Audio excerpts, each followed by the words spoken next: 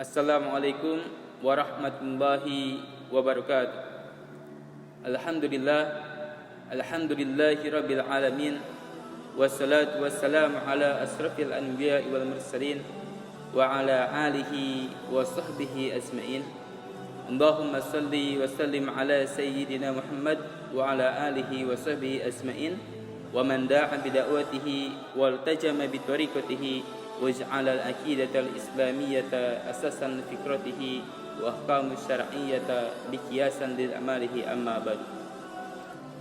Kawan-kawan yang dirahmati oleh Allah Subhanahu wa taala, alhamdulillah, pertama-tama mari kita panjatkan puji dan syukur kita kepada Allah Subhanahu wa taala, zat yang telah memberikan kita banyak kenikmatan, nikmat yang tak terhingga, nikmat yang paling tinggi derajat dibandingkan nikmat yang lain, yaitu nikmat iman dan Islam. Para fuqaha ahli fikih menyampaikan bahwasanya nikmat iman dan Islam itu dikatakan sebagai sayyidun nikmah, nikmat yang paling agung. Kenapa dikatakan sebagai nikmat yang paling agung? Karena dengan nikmat iman dan Islam itulah kita bisa merasakan surganya Allah Subhanahu wa taala.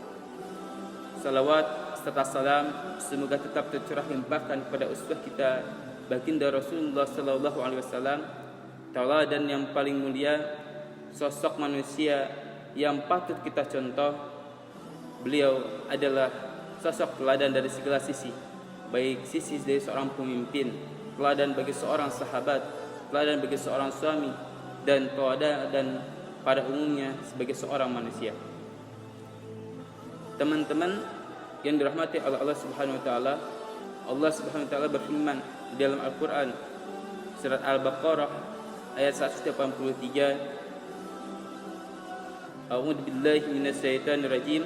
Ya ayyuhalladzina amanu kutiba 'alaikumus syamu kama kutiba 'alal ladzina min qablikum la'allakum tattaqun.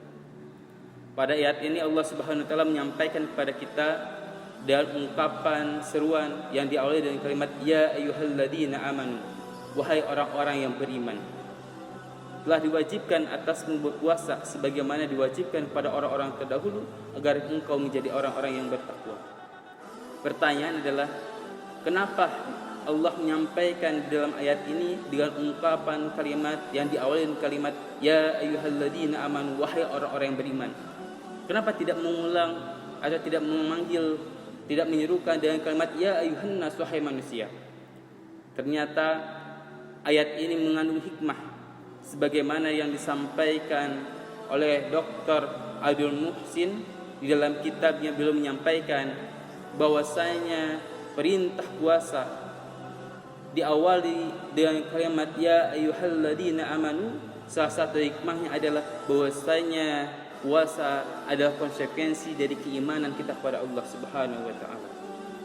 Sehingga ibadah puasa itu diawali dengan kalimat ya ayyuhalladzina amanu, wahai orang-orang yang beriman. Tidak menggunakan dengan kalimat ya ayyuhan nas, wahai manusia.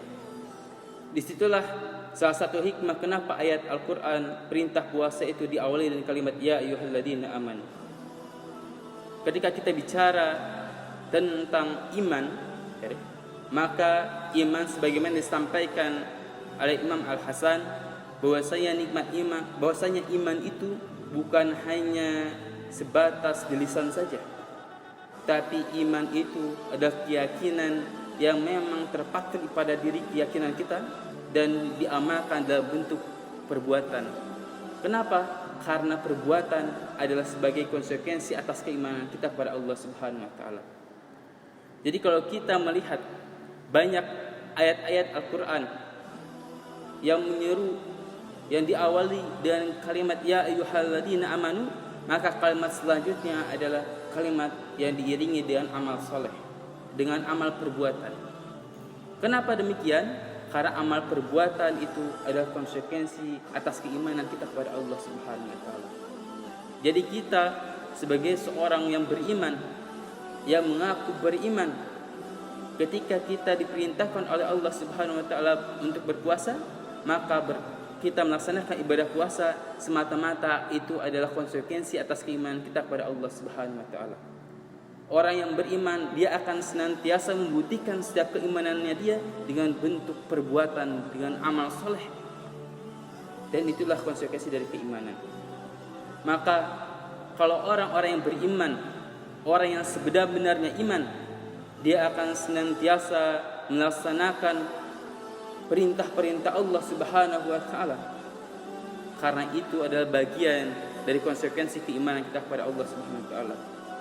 Orang yang beriman, orang yang sebenar-benarnya iman, dia tidak akan mencari sistem yang lain, sistem pendidikan yang lain. Kenapa? Karena Allah telah memerintahkan dalam Al-Quran dengan sistem Islam. Orang yang beriman, orang yang sebenar-benarnya iman, dia tidak akan mencari suatu solusi yang lain terhadap permasalahan hidupnya. Kenapa? Karena Islam memiliki jawaban atas setiap permasalahan hidup manusia. Orang yang beriman, orang yang sebenar-benarnya iman, dia akan senantiasa tunduk dan patuh terhadap setiap perintah-perintah Allah Subhanahu wa taala. Pemirsa yang dirahmati oleh Allah Subhanahu wa taala, itu adalah bagian dari konsekuensi keimanan kita pada Allah Subhanahu wa taala. Ketika kita mengaku beriman kepada Allah Subhanahu wa taala, sehendaknya kita tunduk dan patuh terhadap setiap perintah-perintah Allah Subhanahu wa taala. Sebagaimana yang disampaikan dalam ayat ini, Allah Subhanahu wa taala menginginkan kita menjadi orang-orang yang bertakwa. Apa itu yang dimaksud dengan takwa? Syekh Atha Abu Rustah dalam kitab At-Taysir fi Ushul Tafsir beliau menyampaikan bahwasanya makna takwa itu adalah khaufu minal jalil. Dia takut kepada Allah yang Maha Agung.